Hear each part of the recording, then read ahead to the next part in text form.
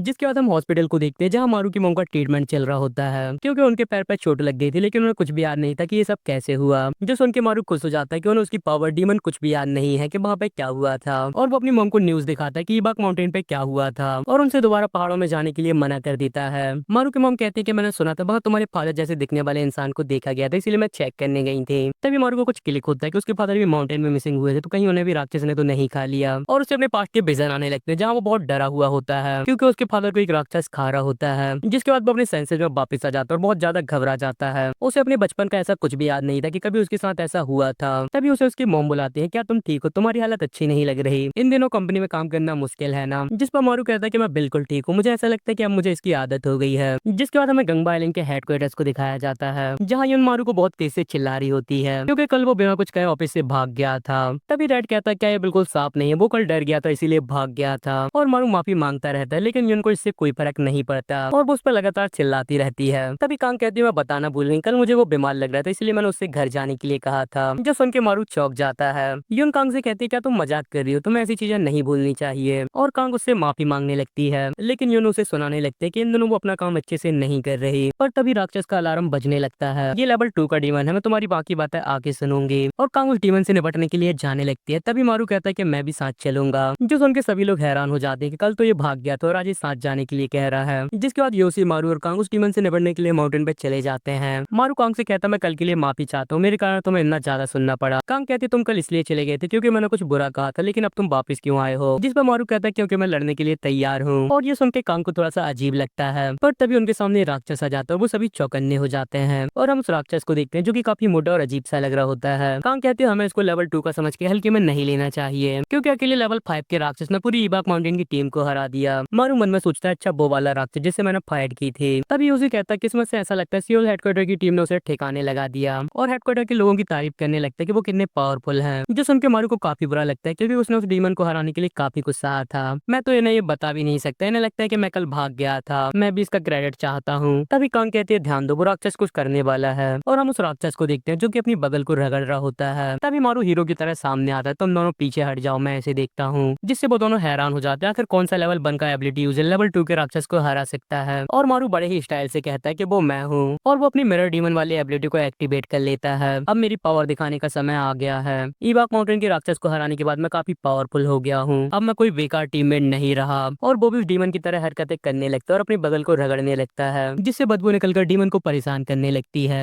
तो वो डीमन भी उसी एबिलिटी का यूज करके मारू को भी परेशान करने लगता है, जिससे मारू की हालत बहुत खराब होने लगती है। पर वो हार नहीं मानता और उस डीमन पर अटैक कर देता है, लेकिन वो अटैक के नाम पे अपने हाथों को और तेज हिलाने लगता है, जिससे और भी बदबू निकलने लगती है। दूसरी तरफ इस बदबू से योशी की हालत बहुत खराब हो रही होती है। ये क्या है, क्या ये राक्षस के बगल की बदबू है, ऐसा लगता है मैं इससे मर जाऊंगा। और कांग की हालत तो उससे भी खराब थी, वो इस बदबू से बेहोश हो गई थी। योशी कहता अपने आप को संभालो, तुम लेवल 7 में हो, तुम्हें इससे कोई फर्क नहीं पड़ना चाहिए, लेकिन उसे कोई फर्क नहीं पड़ता, वो लगभग बेहोश हो गई थी। जो देखकर मारू कहता है ये काफी बुरा है, यदि ऐसा ही चलता रहा तो हमारी टीम पूरी तरह खत्म हो जाएगी, मुझे कुछ करना होगा। और वो अपने हाथों को और भी तेज चलाने लगता है, जिससे और ज्यादा बदबू निकलने लगती है। राक्षस भी बिल्कुल हार नहीं मानता और मारू को बिल्कुल बराबर की टक्कर देता है। तभी मारू अपनी पूरी पावर से उस राक्षस पर एक बदबूदार अटैक करता है, जिससे आखिर में वो राक्षस खत्म हो ही जाता है और मारू उस राक्षस से जीत जाता है। लेकिन योशी को कुछ भी समझ नहीं आता अभी अभी ये सब क्या हो गया, जिसके बाद वो सभी अपने आप को साफ करने चले जाते हैं। कांग कहती है तो किसी राक्षस को खाने के बाद तुम अपनी राक्षस को खाने वाली एबिलिटी के साथ साथ उस राक्षस की एबिलिटी भी यूज कर पाते हो। मारू कहता हाँ, जिस आखिरी राक्षस को मैंने खाया तो वो मिरर डीमन था, इसीलिए मैं इस राक्षस की एबिलिटी को यूज कर पा रहा था। तभी योशी उसी की तरह एक्शन करके उसका मजाक उड़ाने लगता है,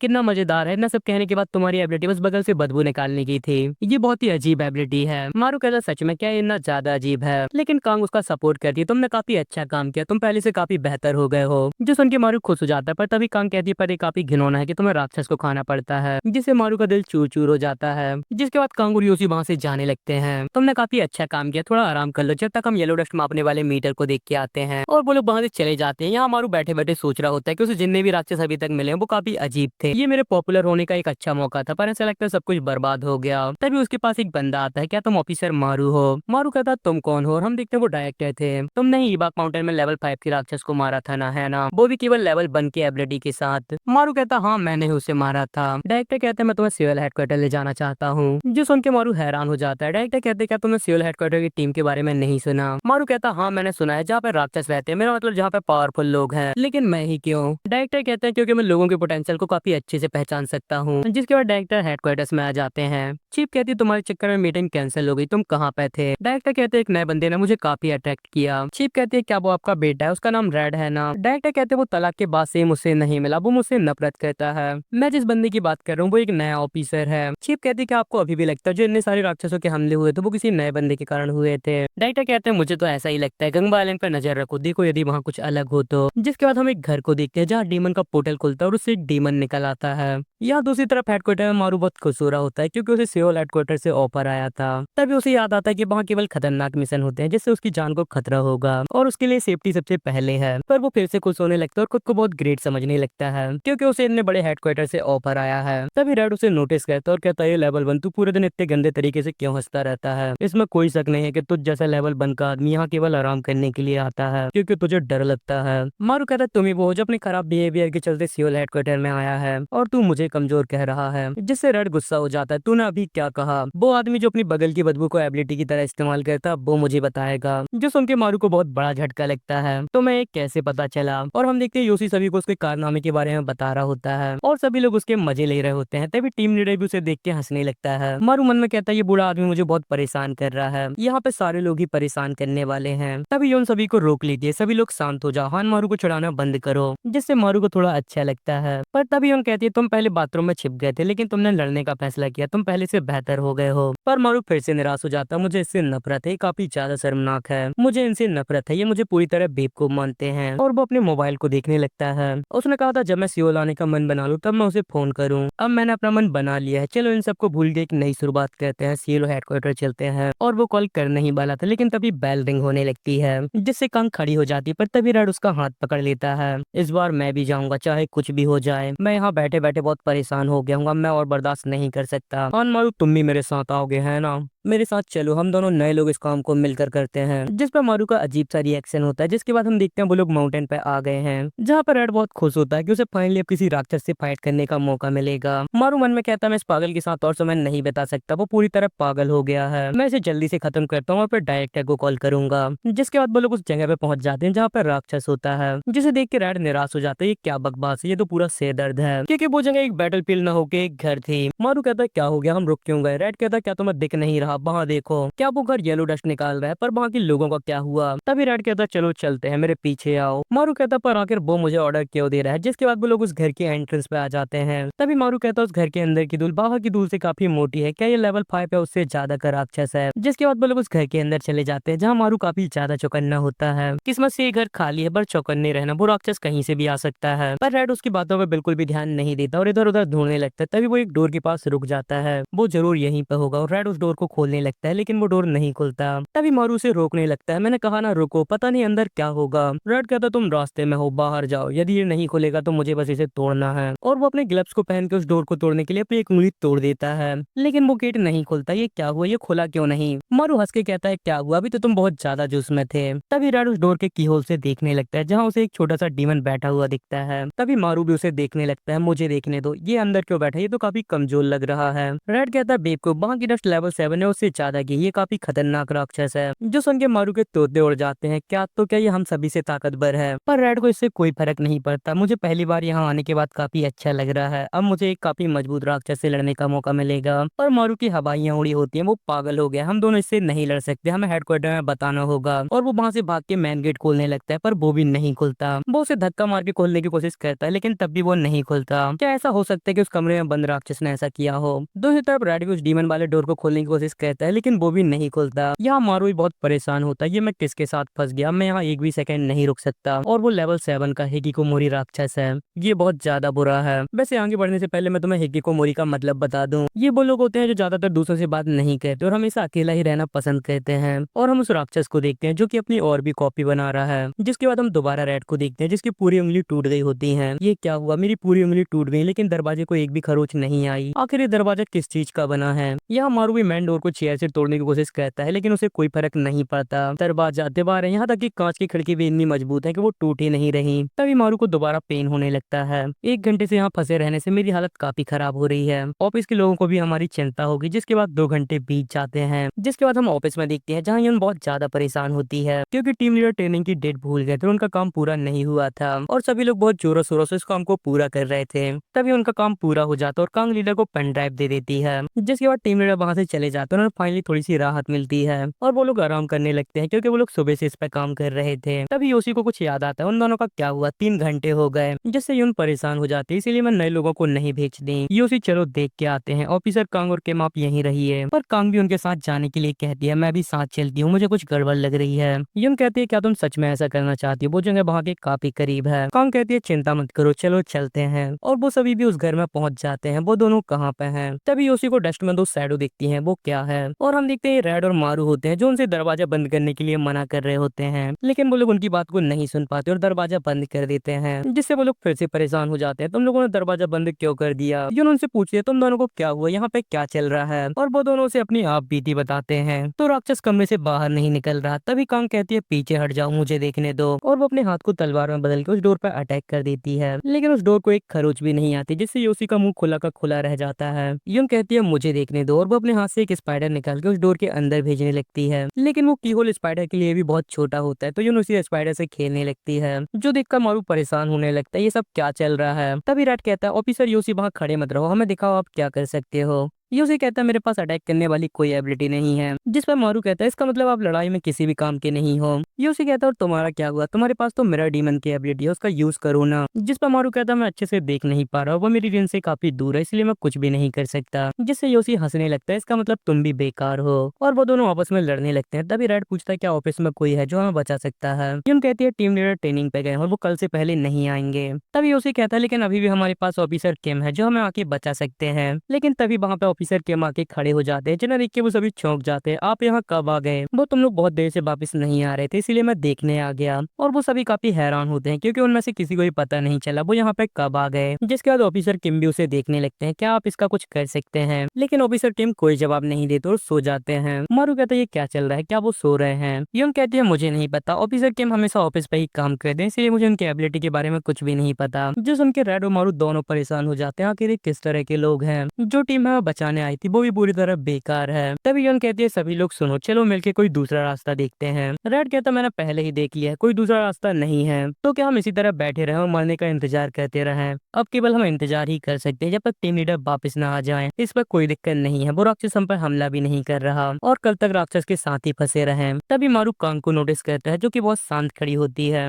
योशी कहता पर क्या तुम्हें कुछ गड़बड़ नहीं लग रही, वो राक्षस बिल्कुल भी नहीं हिल रहा, तो वो हमें कैसे मारेगा। पर तभी वो घर हिलने लगता है। कांग कहती आवाज बेडरूम से आ रही है और वो वहाँ जाने लगती है, जहाँ जाके वो कुछ देखती है और हैरान हो जाती है, क्योंकि वहाँ की दीवार पास आ रही होती है, जो देखकर सभी लोग हैरान हो जाते हैं, क्या घर छोटा हो रहा है। तभी रेड कहता मुझे आखिरकार समझ आ गया यहाँ पे क्या चल रहा है। वो राक्षस इस घर को गायब करना चाहता है, केवल अपने कमरे को छोड़ के, और लास्ट में हम सभी यहाँ दब के मर जाएंगे और केवल वो राक्षस ही बचेगा। और हम उस राक्षस को देखते हैं जो कि अपनी बहुत सारी कॉपी बना रहा होता है। लगता है यदि हमने उस राक्षस का कुछ नहीं किया तो हम सभी यहाँ कुचल के मर जाएंगे, अब हमारा क्या होगा। जिसके बाद हम 4 साल पहले उसी घर का सीन देखते हैं, जहाँ एक ओल्ड लेडी और लड़का गार्डन में काम कर रहे होते हैं। तभी वहाँ पर ऑफिसर कांग आ जाती है और ये लोग ऑफिसर कांग की ग्रैंड माँ और भाई हैं। जिसके बाद हम रात का सीन देखते हैं। वो लड़का ऑफिसर कांग से कहता है कितना अच्छा होगा यदि हम तीन इसी तरह एक साथ रहें, तो तुम हर कॉलेज के ब्रेक में हमसे मिलने आओगी ना। ऑफिसर कांग कहती है हाँ मैं जरूर मिलने आऊंगी। तभी वो दीवार में एक ड्राइंग को नोटिस करती है। ये ड्राइंग क्या है, यदि तुम दीवार में इसी तरह ड्राइंग बनाओगे तो ग्रैंड माँ तुम्हें बहुत डांटेंगी। वो लड़का कहता है ग्रैंड माँ ने मुझसे कहा मैंने काफी अच्छा काम किया, ये हमारी एक हैप्पी फैमिली है। जिसके बाद हम रियल टाइम पे उसी ड्राइंग को देखते हैं, जो कि उसी दीवार पे होती है जो कि पास आ रही होती है। तभी कांग ये देखकर अपने ब्लड से एक ब्लेड बना लेती है, उस दीवार को पास आने से रोकने लगती है, लेकिन वो दीवार नहीं रुकती, उल्टा ऑफिसर कांग की ब्लेड ही टूटने लगती है, जो देखकर वो अपनी ब्लेड की पावर बढ़ाने के लिए और खून निकालने लगती है। लेकिन इससे कोई फर्क नहीं पड़ता, उल्टे उसकी हालत और भी खराब होने लगती है। यून उसे ऐसा करने से मना कर दिया, ऐसा मत करो ये काफी खतरनाक है, पर ऑफिसर कांग नहीं रुकती। तभी मारू सही समय पर ऑफिसर कांग को रोक लेता है और वो रूम पूरी तरह से गायब हो जाता है, जिसके बाद घर सिकुड़ना बंद हो जाता है। लेकिन कांग इससे बेहोश हो गई थी। मारू कहता है ऐसा लगता है उसने अपने ब्लड का ज्यादा इस्तेमाल कर लिया है, इसीलिए वो बेहोश हो गई है, लेकिन वो इस तरह का काम कर ही क्यों रही थी। तभी यून कहती है असल में ये घर ऑफिसर कांग की ग्रैंड माँ का घर है। जो सुन के रेड हैरान हो जाता है। यहाँ पे एक राक्षस ने उनके छोटे भाई उनकी दादी को मार दिया था और ऑफिसर कांग इस पर बच पाई थी, तभी उन्हें उनकी पावर मिली थी। और ये सुनकर मारू को काफी बुरा लगता है। तभी उसी कहता है खैर भगवान का शुक्र है, मुझे लगा पूरा घर ही गायब होने वाला है, चलो यहाँ से कहीं और चलते हैं, इससे पहले ये भी गायब होने लगे। यून उस जगह को देखते हैं जहाँ पे कांग का ब्लेड लगा होता है, जहाँ पे एक स्क्रैच आ गया था। क्या तुमने सुना है टपकता हुआ पानी पत्थर को भी खोखला कर देता है। जिसके बाद हम देखते हैं रात हो गई है और वो लोग उस जगह को खुरच के बाहर का रास्ता बनाने की कोशिश कर रहे होते हैं। रेड कहता अब मैं पूरी तरह से पागल हो गया हूँ, इस तरह से तो हमें कई साल लग जाएंगे। दूसरी तरफ सभी लोग ये काम करके थक गए होते हैं। तभी रेड मारू को चाकू देता है अब तुम्हारी बारी है। पर मारू की हालत पहले से ही काफी खराब थी, मेरे हाथ दर्द कर रहा है, मुझे भूख लगी और प्यास भी। पर तभी कांग उसे चाकू ले लेती है, मैं इसे करती हूँ, क्या तुम ठीक हो, थोड़ा और आराम कर लो। कांग कहती है मैं बिल्कुल ठीक हूँ, दीवार को खोदने लगती है। तभी मारू कहता है मैंने सुना ये तुम्हारी दादी का घर है, मुझे काफी अजीब लग रहा था कि एक खाली घर इतना ज्यादा साफ है, पर आप अभी भी इस खाली घर की देखभाल क्यों करती हैं। ऐसा इसलिए है क्योंकि मैं इंतजार कर रही हूँ। मारू कहता है इंतजार किसका। उस राक्षस का जिसने मेरे परिवार को मारा है, वो यहाँ पे वापस आएगा। मारू कहता है तुम्हें कैसे पता चला कि वो वापस आएगा। कांग कहते हैं क्योंकि वो राक्षस दूसरों से बहुत ज्यादा अलग था, ऐसा लगता है वो इंसानों की तरह ही सोच सकता है और जरूर उसका कोई मकसद है। वो दूसरों की तरह केवल मारने की कोशिश नहीं कर रहा था। एक साल के अंदर वैसे भी राक्षस आने वाले हैं, तो वो राक्षस भी जरूर आएगा। मारू कहता तो इसीलिए तुम लेवल 7 में होने के बाद भी गंगा आइलैंड की टीम पे हो। कांग कहती है क्या तुम निराश हो क्योंकि मुझे केवल उसी राक्षस की चिंता है जिसने मेरे परिवार को मारा है। मारू कहता बिल्कुल भी नहीं, ऐसा नहीं है, मैं तो खुद यहाँ केवल इसलिए हूँ क्योंकि मेरे पास कोई और रास्ता नहीं है और यहाँ की सैलरी भी काफी अच्छी है। कांग कहती है तो फिर तुम्हें सिविल हेडक्वार्टर जाना चाहिए, वहाँ की सैलरी तो यहाँ से भी ज्यादा अच्छी है। जो सुन के मारू हैरान हो जाता है, इस बारे में तुम्हें कैसे पता चला। मैंने उस दिन तुम्हें देखा था, मैं कुछ समय के लिए वहाँ पे आई थी। मारू कहता लेकिन मैंने अभी तक कुछ भी तय नहीं किया है, तुम्हें जरूर जाना चाहिए, तुम्हारे लिए काफी अच्छा होगा क्योंकि तुम तभी घर फिर से हिलने लगता है। ये सब क्या चल रहा है, क्या ये फिर से हो रहा है। और वो जगह भी कोलैप्स होने लगते तो वो लोग दूसरी जगह पे जाने लगते हैं। पर मारू को बहुत बुरा लग रहा होता है क्योंकि ऑफिसर कांग की बात पूरी नहीं हो पाई थी और उसे पता नहीं चल पाया कि आखिर वो क्या कहने वाली थी। जिसके बाद सुबह हो जाती है और वो लोग पूरी तरह थक जाते हैं और घर भी सिकुड़ना बंद हो गया था। अब हम केवल एक ही आदमी पर भरोसा कर सकते हैं जो है टीम लीडर, लेकिन वो कब आएंगे। जिसके बाद हम ऑफिसर किम को देखते हैं जो कि अभी भी सो रहे होते हैं और उन सभी ने उनको अपने कपड़ों से ढक दिया होता है। मारू कहता ऑफिसर किम ही है जो जब से सो रहे हैं और अभी तक नहीं उठे, हम लोग ही हैं जो निकलने की कोशिश कर रहे हैं। तभी वो घर फिर से हिलने लगता है। रुको हमें ऑफिसर किम को भी जगाना पड़ेगा और मारू उन्हें जगाने जाने लगता है, लेकिन उनकी हालत देख के वो डर जाता है और हम देखते हैं उन पर फंगस जैसा कुछ लगा होता है। ये सब क्या हो गया है, आपके चेहरे को क्या हुआ। ऑफिसर किम कहते हैं लगता अब समय आ गया है और तभी उस दरवाजे से डीमन निकल के भागता है जिसके ऊपर भी वही फंगस लगी होती है और सभी लोग उससे पूछने लगते हैं आपने ये कैसे किया, आपके पास कौन सी एबिलिटी है।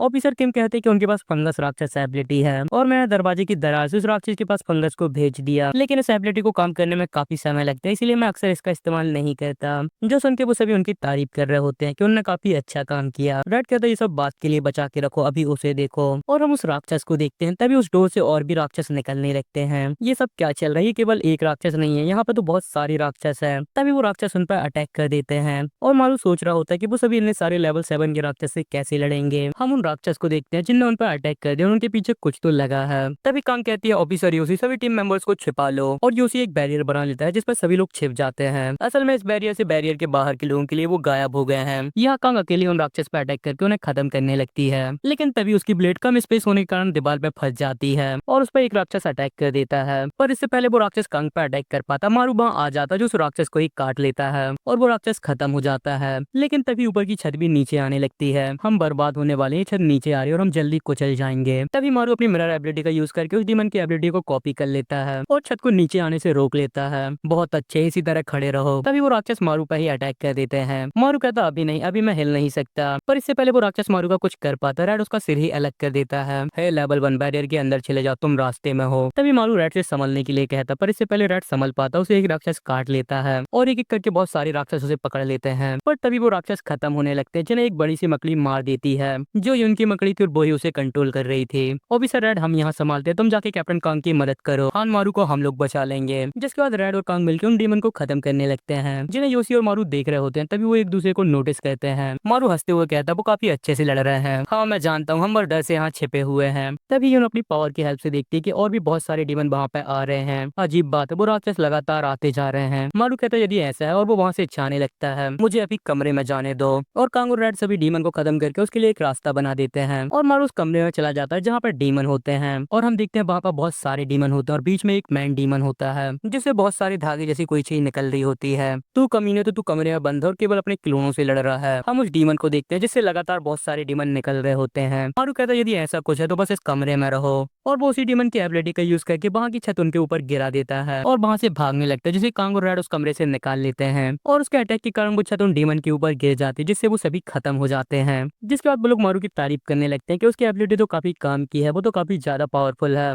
जिससे मारू काफी खुश होने लगता है। हाँ हाँ मैं जानता हूँ। दूसरी तरफ कांग अपने घर की हालत देख रही होती है और अपने पास्ट की मेमोरीज को याद कर रही होती है, जिसे मारू देख लेता है कि कांग काफी ज्यादा उदास है। अब चूंकि ये राक्षस मर गया है तो मैं अपनी मिरर एबिलिटी का यूज नहीं कर सकता, यदि ऐसा है तो। और वो उस डीमन को खाने लगता है जो देख कर यूसी को काफी अजीब लगता है, जिससे उसके पास उस डीमन की एबिलिटी आ जाती है। घर में अभी भी काफी डस्ट है तो मैं इसका इस्तेमाल कर सकता हूँ। और वो अपनी एबिलिटी का यूज करके उस घर को दोबारा सही करने लगता है। और उसकी एबिलिटी देख के सभी लोग हैरान हो जाते हैं कि वो सच में अलग अलग एबिलिटी यूज कर सकता है। पर बाकी डस्ट ऑलमोस्ट खत्म हो गई थी जिससे मारू एबिलिटी का यूज नहीं कर पाता, लेकिन वो तब भी कोशिश करता है, बस थोड़ा सा और बस थोड़ा सा। लेकिन कांग उसे रोक लेती है कि इतना बहुत है। उसके भाई की पेंटिंग उसे दोबारा दिखने लगी है। जिसके बाद हम गंगा आइलैंड के हेडक्वार्टर्स को देखते हैं जहाँ पर टीम लीडर आ गए थे और वो उनके लिए गिफ्ट लेके आए होते हैं, लेकिन उन्हें कोई भी नहीं मिलता। मैं इतनी परेशानियों का सामना करके इसे लेके आया हूँ पर यहाँ पे कोई भी नहीं है। आखिर वो सभी कहाँ गए? और वो एक डोर को खोलने लगता है पर तभी उसे सीओएल हेडक्वार्टर से डायरेक्टर का कॉल आ जाता है। काफी समय हो गया डायरेक्टर, क्या बात है? डायरेक्टर जॉन कहते हैं मैंने हानमारू को यहाँ आने का ऑफर दिया था पर उसने मना कर दिया। क्या तुम्हें पता उसने ऐसा क्यों किया? टीम लीडर मुस्कुराता है और हम सभी लोगों को देखते हैं जो कि थक के सो रहे होते हैं। मुझे ऐसा लगता है शायद उसे यहाँ मजा आने लगा है।